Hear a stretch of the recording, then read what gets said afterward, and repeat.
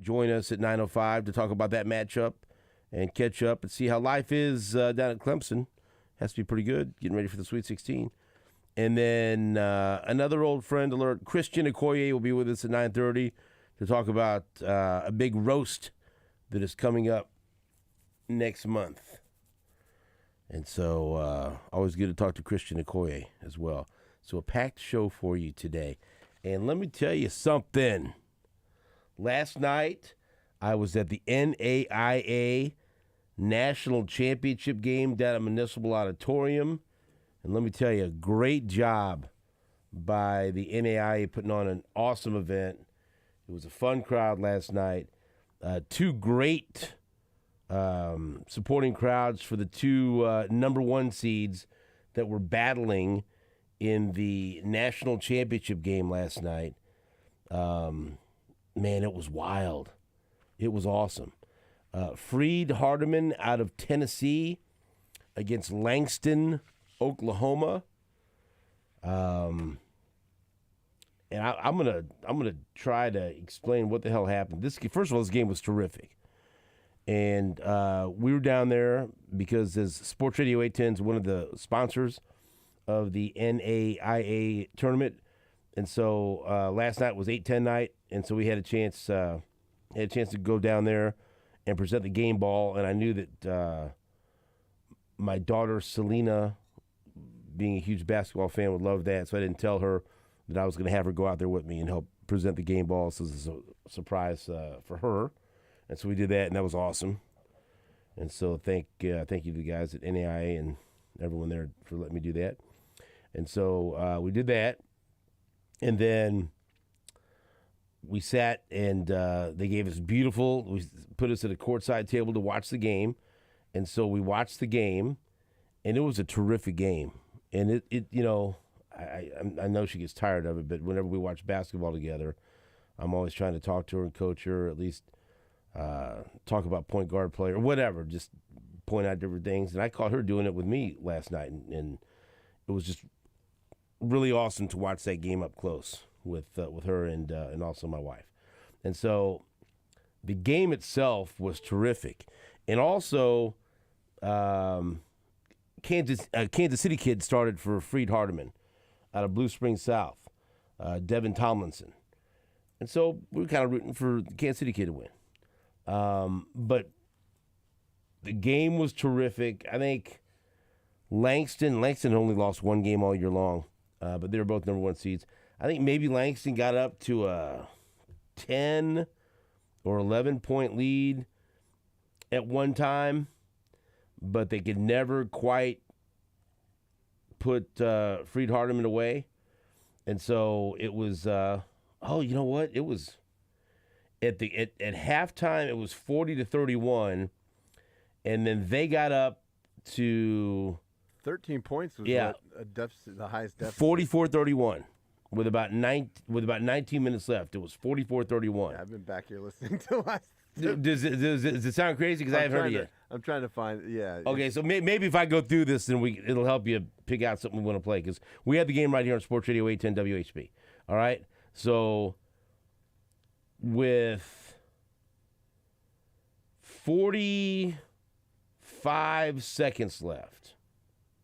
That's right where I got it. If you want to listen to, this is about a 2-minute clip. It's the last 45 seconds, basically. So it was about a 6-point lead with a minute left, and then Freed Hardeman was down 6 to Langston. They get fouled with about a minute left. They hit 1 of 2 free throws, so it's a 5-point lead. And then Langston gets fouled. They hit 1 of 2 free throws with 54 seconds left, so it's a 6-point lead. And then Freed Hardeman's got the ball down 6, 67-61. They get fouled. They go to the free throw line. Okay, so this is for the national championship, and Langston has a 6-point lead with 45 seconds left. But they kind of a no-no. They commit a foul, and they allow Freed Hardeman to go to the line to score with the clock stop. You don't want to do that, right? You want them to earn their buckets with the clock going. And so this kid, Quan Lax, goes to the line and makes both free throws.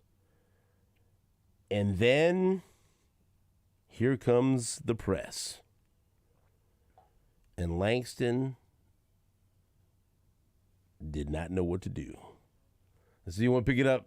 I want to hear this. You want to pick it up there? So, I mean, and be honest with you, man. And Langston crowd was celebrating. 6-point lead, 45 seconds of everything. We got a national championship, first national championship for our school.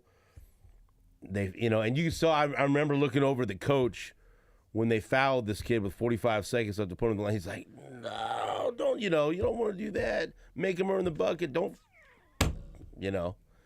And so he clock stops with 45 seconds left. The kid hits both free throws, and then it also gives him a chance to set up the press. Yeah. Look at how careful Jake is looking at this. I don't know. Should I throw it to it? Where are you at in this? So in the grand scheme of things, they just hit a second free throw, and they're up 4 points. 67-63. With 42 seconds left. Okay. Wait, hold on. Is it? Yeah. Sounds like the situation you just described. Let's hear it. See if I can do my job right. I don't know. Important free throw for Quan Lax. 8 of 12 from the line. He hit them both. 4-point game.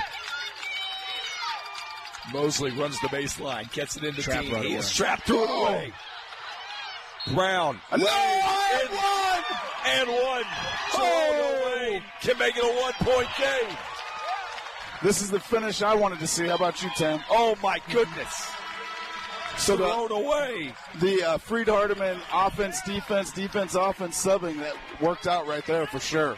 So he makes the 2 free throws. And Geraldo Lane will be at the line. And they didn't quite throw it away, but Freed Hardeman got the steal on the off the press, and the kid drives, gets fouled, and hits a shot and one, and then hits the free throw.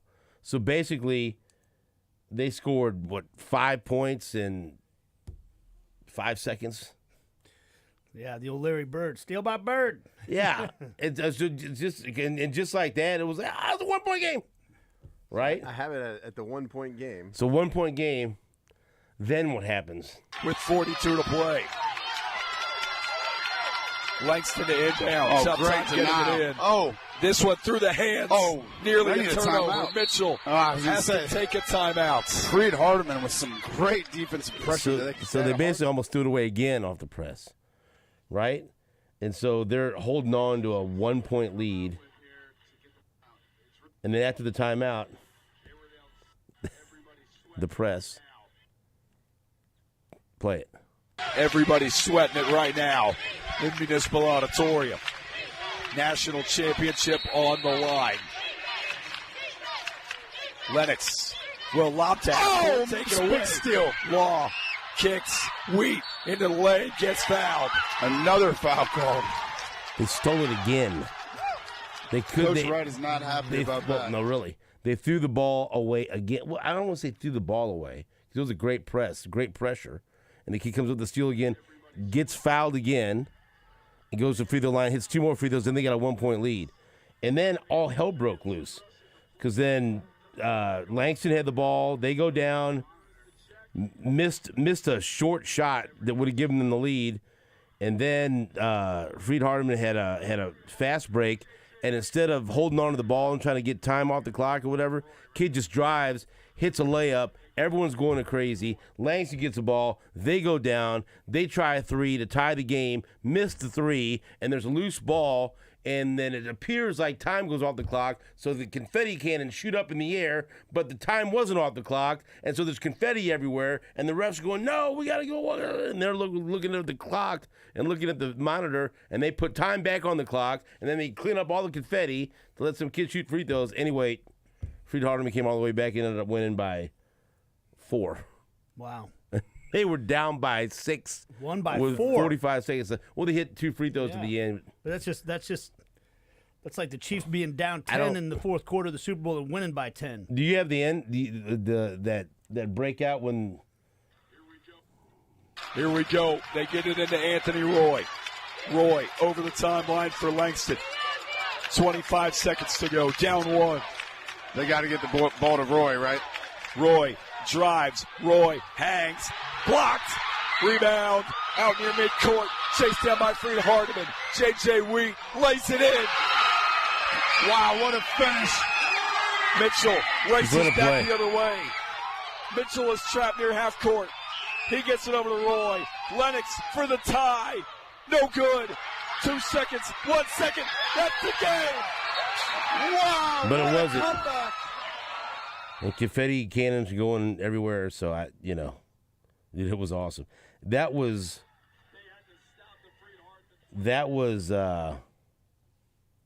honestly, and just listening to the call on the radio doesn't do it justice without being there. And we were right across from the Freed Hardeman fan section. That was one of the best, wildest final minutes of a game I've ever seen. And these kids obviously were playing so hard because it's a national championship. And you felt so bad because Langston, I don't know that I can remember watching in an important game a team collapse against the press like to that extent. Man. Because like even when they did get it in a couple of times, it was like they almost traveled, and one time they threw it out of bounds and they didn't know who tipped it, and the coach looked like he was going to pull his hair out. You know, it was, and credit to Freed Hardeman too for a beautiful press. It was awesome. What an awesome game. And I love going to the NAIA. I love going to the national championship game. That's like, our annual deal that me and Selena go to. That was just freaking great. And so I stayed when they were cutting down the nets. And I said, well, hell, for Freed Hardeman, you got a kid from Kansas City that started and won a national championship. And, of course, he had a bunch of people there in the crowd and cheering for him. Devin Tomlinson. And so I just went and grabbed him to talk to him for a couple of minutes because, what are the odds? He's a school in Tennessee, and here's this kid that went to, I think, Blue Springs South that had a chance to start and win a national championship in front of his hometown crowd in Kansas City. So here's Devin Tomlinson from Freed Hardeman, who's from Kansas City, who won a national championship last night. So you're a Kansas City kid. You come back here with your team and play in the NAIA National Championship game. You started. What was going through your mind when you took the floor tonight? It's just another game. If you think too far into it, that's when you get in your head and your game and your body and your mind just starts to go against you. So you got to go into it just another game. We prepped the same way for this game as we did the first game. We got ready like we did every game before practice, working hard, looking at scout, getting personnel down, and really just wanting to come out here and play our nose of basketball. I think we did that. But for real, that last minute, I don't think I've ever seen anything like that in a national championship game. Try to explain to me what the hell happened in that last minute. We just didn't stop believing. There's time on the clock. There's no time to sit down and sulk. The game's not over, and we all knew that. If you look at our bench, nobody's heads down, and if we all were on each other, keeping each other's heads up, keeping each other's spirits high, and with Drew Stutz as our coach, anything's possible. If you listen to him, he will lead you in the right direction. He doesn't want to lead us wrong. They shot the damn confetti too early, too. All hell was breaking loose, right? I didn't know what was happening either. I turned around and Peyton shooting free throws. I done went in the crowd, went to the baseball, went upstairs. I don't know what was going on, but the job is done. We're going to celebrate, enjoy this, and we're looking to get back here next year. Hey, you got a big crowd here. Obviously, it's your hometown. How many people you have here, and what did it mean to you to win the national championship here in KC? I don't think I can put it into words. During my recruitment process after I graduated from Southwest Community College in Creston, Iowa, all I wanted to be was a part of a team that loved each other and wanted to work hard every single game, no matter who was on the floor. We can believe we can win every single game. Grace, Elijah Malone, possibly Player of the Year. And we weren't afraid. We didn't back down from nobody. We just kept our ground and played FHU basketball. You give a shout out to anyone out in Kansas City that's listening right now? Hey, shout out to my mom, shout out to my dad, shout out to everybody in the FHU crowd, everybody who watched the game. I love every single one of y'all, and I brought it back home, baby. I brought it home. Way to rep KC. Congrats. Thank you. Devin Tomlinson, who went to Blue Springs South High School and then went to Southwestern Community College in Iowa, and then ends up at Freed Hardeman University in Tennessee, wins the national championship last night. I thought that was a cool story, so I wanted to grab him. And since, That's awesome. KC kid. What a moment. Yeah, dude, it was a moment. And we were like right in the middle of it, and it was just so cool to see everyone. I don't know. Sometimes we overlook stuff like that in small schools and NAIA schools, and we shouldn't, because the level of play last night was so great. Oh, yeah. And the emotion and the excitement, that was awesome. and it's makes me proud to have the NAIA championship here in Kansas City. So those guys can play. I mean, they can. It's that should be a commercial for NAIA. These guys can play. Let's have you there, and this is NAIA basketball, and Nate says these guys can play. That's right. How many people get to say they won a national championship ever in their life? You know, I mean, in their hometown, right? In that fashion too. What a game! There's Jake's giggling right now. Aquinas won a national championship in high school. Say, yeah. Say it. I'm with you. There's not very many people that get to say that. And you are one. And I am one. 1994, baby. What tournament did you guys win to win that? The USA Today ranking tournament. Where was that at? It's in the paper. Hey, man, I'm claiming those 2 Helms titles at KU, so I'm giving you your national title as well. It's a title's a title, baby. I mean, we had to go undefeated all year long. So stand up to a plucky Bishop Ward team somewhere along the way, I'll bet. 21-0. Yeah. Hey, Rockers did it this year, I guess. Oh, did they? Yeah. I don't ever want to give them credit, but You just did. Yeah. Right. Well, that's it. So that was my night last night, and that was a tremendous atmosphere, and did have several Sports Radio 810 listeners stop by and say hi or tap me on the shoulder and say something nice. So that was really cool. So thank you. And man, great stuff at the NAIA National Championship game last night at Municipal Auditorium. Nate Bukaty, tell people where you're going to be today. Oh, man, I'm going to be at a great new place called Hammer and Nails. It is right on 119th and Row. It is right next to the Red Door Grill. We're having a guys' night out. This is like a luxury fancy lad haircut place, basically. They've got a beautiful full service barber shop on one side where they do haircuts, shaves, all that stuff. And then on the other side, they have like a little spa where you can get manicures and pedicures. And in the front, they have a full-service bar. And this evening, from 4 to 9, they're going to be doing specials. So you can get basically you can buy a $100 gift card there for $81. Get it because $8.10, $81. So you get a discount there. We're going to have. Oh, now you get it. It took a second. Food from Red Door Grill. Drink specials from great people like Jay Rieger and Company. They're going to be doing haircuts and towel treatments and all that stuff. We're going to have live music. We're going to give away some free golf, free passes to play golf. This is golf season starting up. I know you're very excited about that, Stephen. And then we got some Sporting Kansas City tickets as well. So just come by. It's basically just going to be a big party. You can check the place out. I got a haircut. I got a fancy lad treatment there the other day, man. I got a haircut. They shaved me. Wow. That sounded weird. I got a haircut and a shave, and I got a pedicure.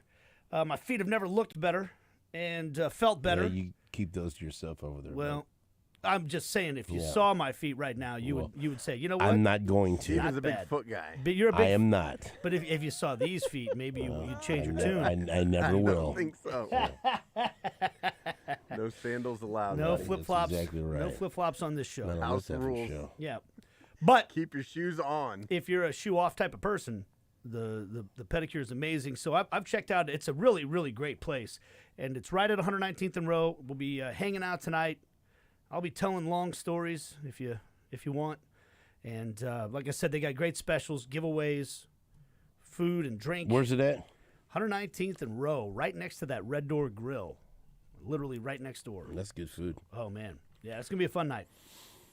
Before we break, I'll just remind people that the NCAA selection committee for the tournament deserves kicking the balls. Last night, Indiana State beat Cincinnati in the NIT quarterfinals, and our big basketball boy, Robbie Avila, 22 points, 5 rebounds, 6 assists, 2 steals. Look, we were all robbed of him playing in the NCAA tournament. And I'm telling you, they would have beat a team or two. Maybe we'd be talking about them in the Sweet 16 as the Cinderella for this tournament. But once again, if they thought Virginia was a better option than the super exciting brand of basketball that Indiana State displays. Back to the drawing board. And going back to like the original conversation about making the NIT and does it matter? Now, here, Jake, here's an example of a team it matters for Indiana State. It's tremendous. Would they rather be in the NCAA tournament? Sure they would be. Would we rather have them in the NCAA tournament? Absolutely. Would Robbie Avila be one of the stars of the NCAA tournament? Yes. Would they have upset someone? I think so. We'll never know, but I think so. I mean, whoever they were going to be put up against, I was going to pick them in the first round of my bracket, but also my bracket sucks. But how much could it suck if I have my Final Four and national champion still alive? Maybe it doesn't suck so much. But the point is, and on top, you're not supposed to look at styles, I guess, but Virginia plays at such a god-awful brand of basketball, and Indiana State is just so pleasing to watch. Such a great style of basketball with one of the most exciting and fun players to watch. And we were robbed of it because the selection committee had their heads up their asses. So that's all. Thank you. Yep. Well, good night. So Stupid. yeah. But now they go to the good night. Final Four of the NIT. And where's that at again? Not Madison Square That's Garden. right.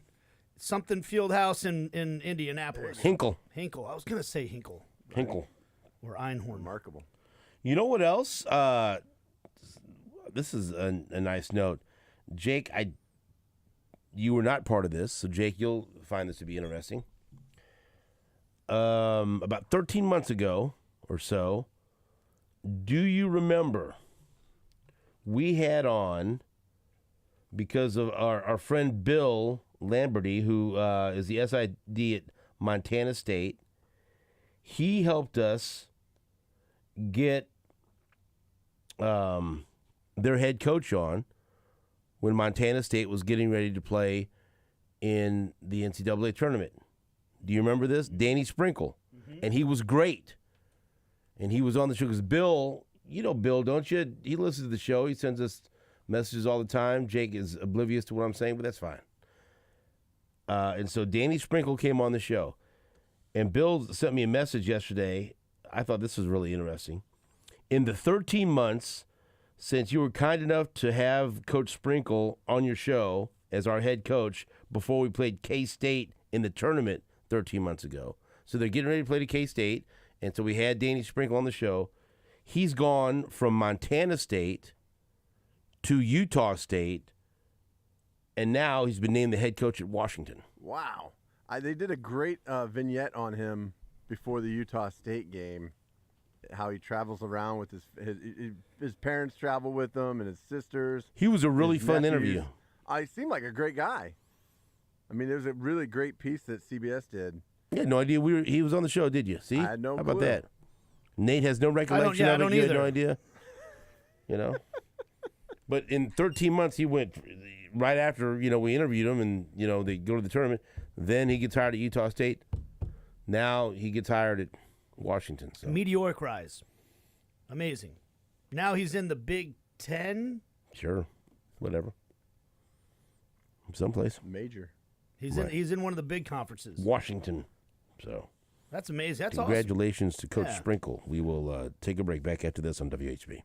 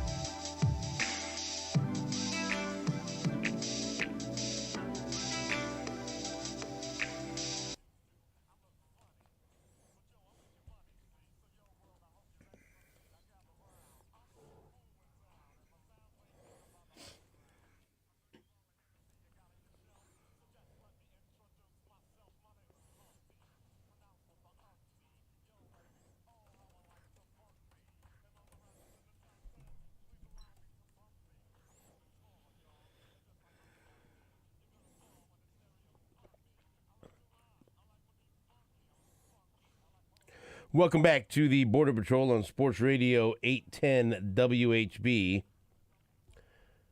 Thank you so much for joining us. We appreciate it. Let's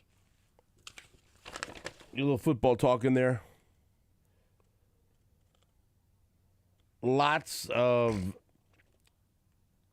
discussion about new rules in the NFL. Okay, so this first one from Roger Goodell, what rule is he talking about, Jake? I believe he's talking about the tackling rule. The ban on the hip drop tackle.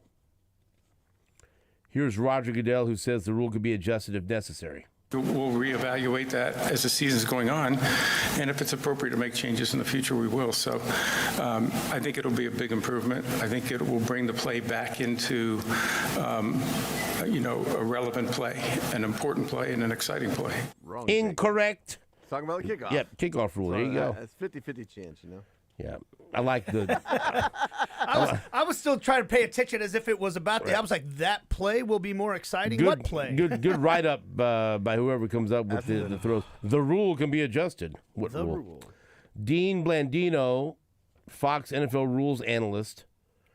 Here he says players and refs will ultimately adjust to the hip drop tackle ban. It kind of reminds me of 2008, 2009 when the NFL was looking at hits to the head neck area of the defensive players. And a lot of, the NFLPA and a lot of players, especially on the defensive side of the ball, were pushing back. And the question was, well, what am I supposed to do, right? The receiver's going full speed. The receiver may duck their head. And what we saw is the players adjusted. The coaches adjusted. The officials adjusted. I think the league is hoping that this will be kind of the same result where there will be pushback, but everybody will adjust and everybody will get more comfortable. I do feel like it's a little bit different because we keep making the strike zone smaller for the defensive players. And I think eventually we're really going to be able to say, hey, I can't do anything. I can't hit him high. I can't hit him around the waist now because I might get a hip drop. If they take away the contact low, eventually we're going to make that strike zone so small it's going to be really, really tough to play defense. I like that comparison, making the strike zone smaller. We'll talk to Mike Boddicker about that and see what he thinks. Here, Dean Blandino tells us what the new kickoff rules that have confused many people on social media, the new kickoff rules, what will they accomplish?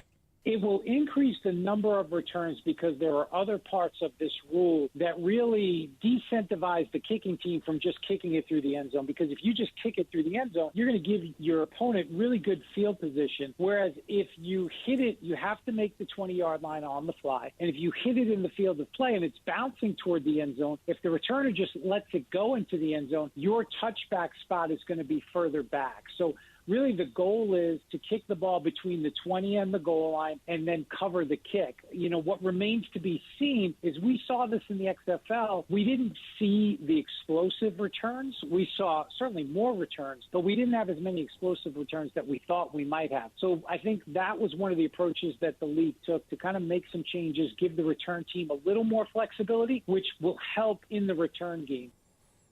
Yeah, I'll make one correction there. I don't think any of us saw this in the XFL. That's a problem.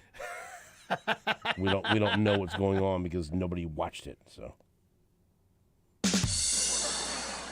but if it brings back exciting kickoff returns, I'm all about it. I like it. I don't see the problem. So they feel like it's going to increase returns while still making it, while reducing injuries, or at least keeping the number of injuries down, because that was the whole reason they started changing these kickoff rules in the first place, right?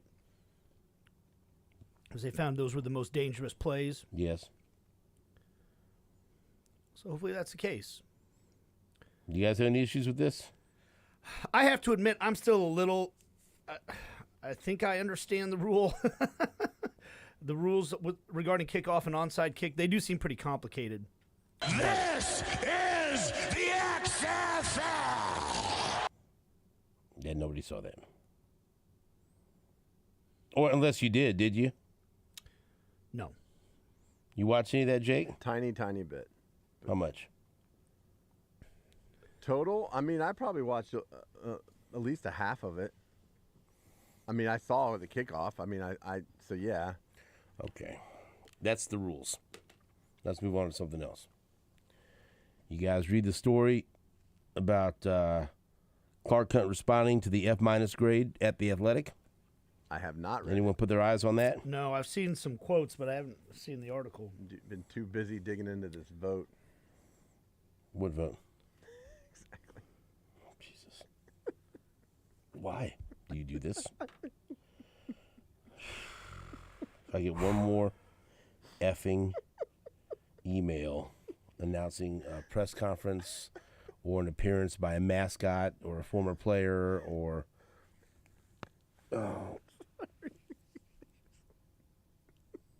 I see one more tweet from any more fake ass people out there. Ooh. I'm about to send you an email. Email from Gutierrez. Right. Press release. Oh, but I know you're real. I know you's real. I saw that. I did see that Robert Kraft came out and he got asked about his poor grade as well. But who cares? Yeah. I'm just being honest. I just thought it was interesting. There was a little bit of a difference in tone in the responses, but anyway. Did you talk about any massage parlors in Right. Florida? Said they were going to massage things. Right. Okay, so this is from Wild. Kalen Kaler, I assume, I'm hoping I say it right, and Nate Taylor. Chiefs owner Clark Hunt responds to F- grade, points to facility investments. Patrick Mahomes, this is how the story opens. The Clark family. Patrick Mahomes entered the Kansas City Chiefs training facility last summer for a session of work that didn't involve his passing the ball to any teammates. That day, Mahomes, the Chiefs star quarterback, was the leading actor in a commercial for T-Mobile. He wore a generic yellow practice jersey, and the scene was captured on the Chiefs' indoor practice field. During a break, after several takes under bright production lights, Mahomes approached team president Mark Donovan to discuss the one problem, the lack of air conditioning. Mahomes said to Donovan, "Come on, man." Donovan responded by nodding.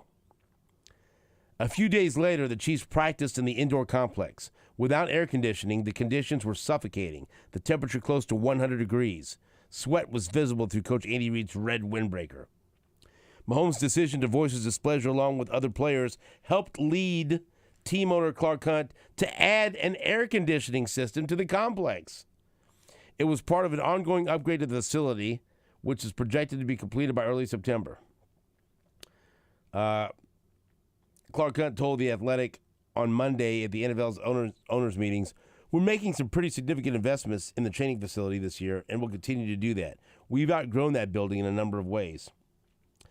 Clark Hunt said I talked to the Clarks.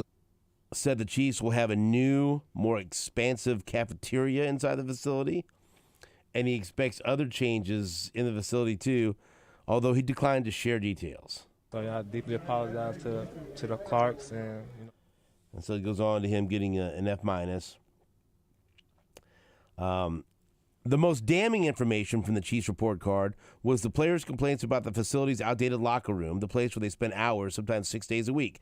The report said players believed the locker room would be renovated after the 2022 season and before the start of last season. That promise, the report said, was not kept by Hunt and the Chiefs. And remember, J.C. Tretter, the former NFLPA president, said the answer the players got back was, "You guys went too far in the 2022 playoffs, and so there was no time to fix it." He said, "They just won another Super Bowl. I know there's some frustration of we keep winning Super Bowls and nothing is coming back to us.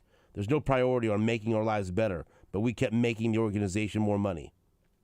That's why Hunt's grade is so low." Hunt denied that part of the report.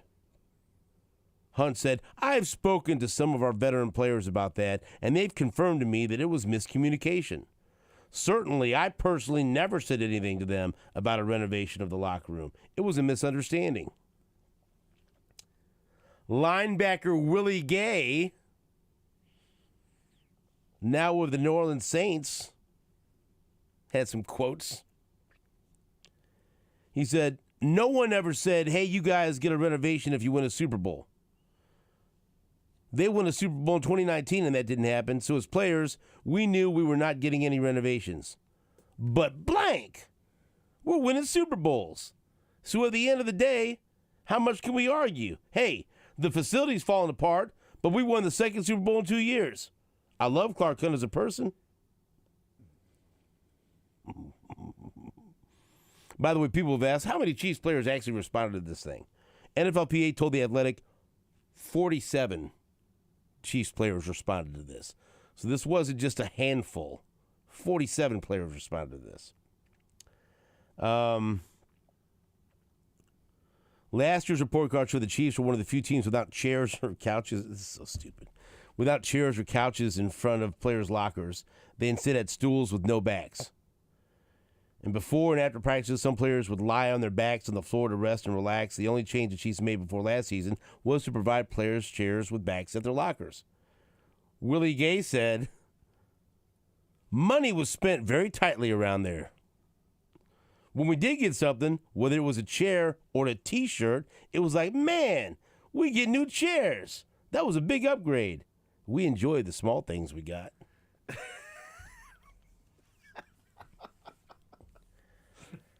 I did not conduct that interview with Willie Gay. I mean, what a terrible look for Clark Hunt, though. And listen to what he's saying. You know, maybe we got a chair or a T-shirt, and we get excited because money was spent tightly around there.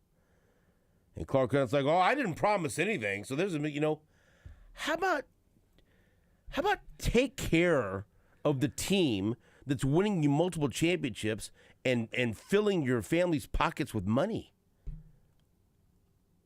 Why do you have to be shamed into doing this? Why do you have to get an F- to address this? Why I didn't promise anything. I certainly didn't say anything. Why? Why don't you want to do this for your team? Why don't you want to do everything possible to make Patrick Mahomes happy? Why are we reading a story about Patrick Mahomes bitching about no air conditioning while filming a commercial?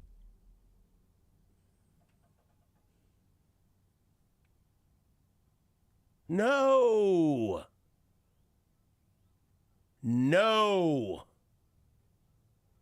Give that man whatever he wants. Please him. Am I wrong? I mean, I certainly don't think you're wrong. No. Whose chair is that?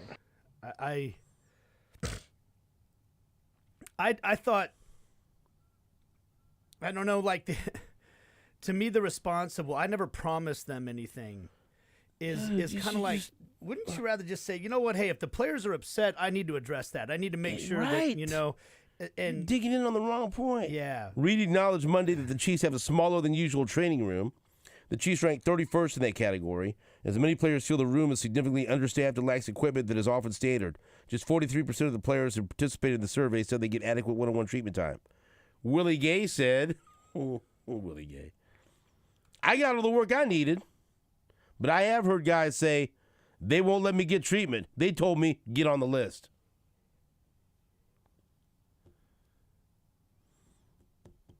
Andy Reid said, I think Clark does a great job. Whatever they say about everything else, I give him an A+ because he gives us an opportunity to win games. As a coach, that's what you like. He's not right over the top of you, beating you up every 5 minutes. He gets it. We have a great working relationship. He allows us to get players and keep players. That's a tough thing to do as you navigate through the salary cap. Hey, man, and I will say that you don't hear about Clark Hunt meddling, in what Andy Reid and Veach do on the football side. He lets them go do their job, and that's not the case for all owners. So I'd rather have that, but it seems like there could be a balance there where you could such weird quotes and just like why? Yeah. Why? Yeah. Jake, why? They got new chairs and a T-shirt. But whose chair is that? But seriously, who bought that goddamn chair? That's not my chair. Not my chair, not my problem. That's what I say. Hey, seriously, no way. Like if you read this and you're like, it's bizarre. It's bizarre. It's that tone from Willie Gay. Money was spent very tightly around there. When we did get something, whether it was a chair or a T-shirt, it was like, man, we got new chairs. That was a big upgrade. We enjoyed the small things we got. It's like when you're talking to your kids. You know, we didn't have much when I was a Right. kid. Well, If my parents gave me a T-shirt, I was happy with it. I mean, Lamar Hunt was notoriously cheap. I mean, he would fly like coach commercial when he'd fly places. I mean, I personally know people that see him on flights, like flying coach, and you know. Just the quote. Certainly, I personally never said anything to them about renovation of the locker room. Yeah, I mean, I don't think that's really the point so much. You know what I mean? Like, it just seems like you're focusing on, no, the players are wrong. Right, he's being attacked. He You feels know, like then that's what your tendency to do in life is if you're feeling like you're under attack, you defend yourself. You get but defensive. Look, but if you know you're not in the wrong, then you really don't have to defend yourself. yeah, well, You know, I mean, he must feel like there must be some kind of negative emotions associated with this report, as he feels. Do you think this makes everything look better? No. I think that a better answer is something like, We're looking into this. "Hey, this upsets me. If my players, I hate to hear this. If my quarterback is out there complaining about no air conditioning, then I was unaware this was going on. I'm going to do my best to remedy it. We're looking more into it. I don't really know much more than that. yeah, I would just Not like, or you "No, would just I-" keep it even instead of making an excuse of I'm unaware, just say, you know what, I take this very seriously. Right. This is important to me. If my players feel that way, we clearly have something we need to address, and I'm going to address it. Regardless, it could have been better. Yeah. Clearly there's some blind spots there. Yeah. Someone needs to address. Yeah. You know. And because I mean, and that's, I guess, depends on whether or not you think. I guess if you're an owner, if you think this really matters, you can try to argue with the players and say, no, I never promised you that. Is that going to change their mind? But it's not the point that they're still winning championships. Well, that's because Andy Reid and Patrick Mahomes, Travis Kelce, Chris Jones are so great. Don't you want to take care of them because they're winning championships? Yeah. Don't you want them to have the finer things in the locker room, like rich Corinthian leather and a couch? Leather-bound books. Don't you want all the finest things? Yeah, I mean, that, Yeah. Well, every owner is different. Yeah. You know, some take pride in. I want everybody to know that I give my players the best facilities. Some might not really think that matters as much. I don't know. He might think he's given them enough to win, and that's, hey, what's wrong with what I've been giving you? You've been doing all right with it. I don't know. And when Mahomes starts complaining, I'm like, it's bizarre.